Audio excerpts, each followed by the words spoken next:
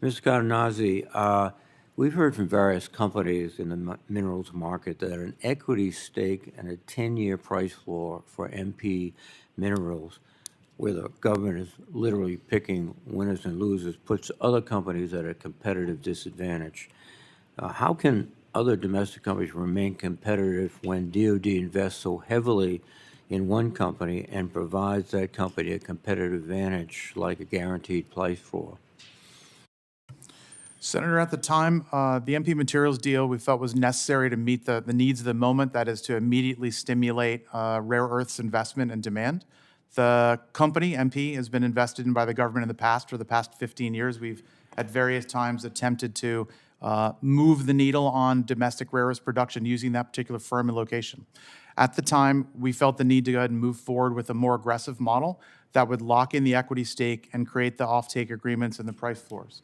The price floors are determined by a set of open market analyses reflecting our best understanding of what an open Western market would look like as opposed to the manipulated Chinese price floor. As we've seen since that time, prices domestically have actually increased to the point where they're roughly, in some reports, around 110 per kilogram, which is where the price floor is at. So we think we've successfully created the mechanism to generate more transparent and market-based pricing mechanisms.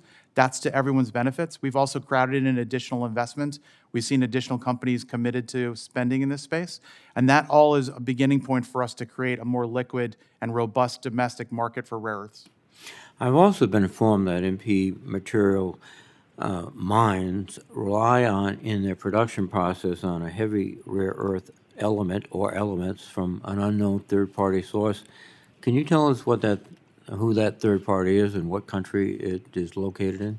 Senator, we're in the process of working through right now to go ahead and identify additional sources for rare earths to improve their processing capabilities. There's an optimal mix of light and heavy rare earths, and I think I'd defer to Jeff on this, that we were working to go ahead and strike supply with. So we've struck additional deals with a Brazilian company, and we're in discussions with a Saudi Arabian company to provide access to additional raw materials. Who is providing the material to MP Materials now? What country? What third-party country? There's Verde is the company in Brazil we've struck an agreement with. We're in the process of negotiating that. And then Moden in Saudi Arabia is the other company. Thank you. As I requested yesterday on a phone call with the chairman, could you provide us the term sheets for the deal? We'd like to look in detail at what has been transpired. And I think you indicated that it is wending its way up through the process. But if you could give it a little boost, I'd appreciate that. Ranking Member Reid, absolutely. We've submitted our request for it to be approved. It is in review now. Now, China is going to try to triangulate, circulate, get around this. With the price level, could they simply reduce their prices and cause DoD to commit significant dollars to MP Materials? Or in general, how are they going to frustrate you?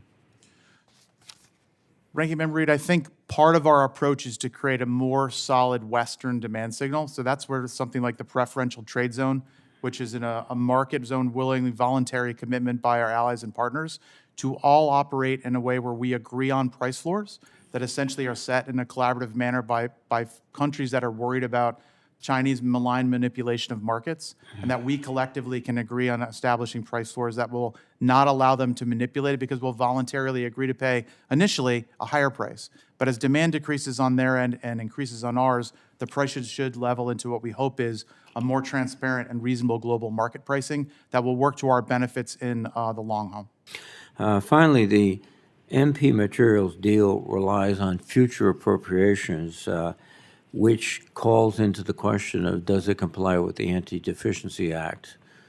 Have you analyzed that and determined it won't? Senator Reid, I've not personally conducted analysis in this. We've relied upon the Office of General Counsel and our legislative affairs teams to help us in moving forward. From an industrial-based policy standpoint, we've submitted requests for funds to go ahead and pay the quarterly payments that we expect are necessary to meet our offtake agreements. Going forward, we've planned that through the FIDIP, and we expect that we'll continue to, barring any changes in policy.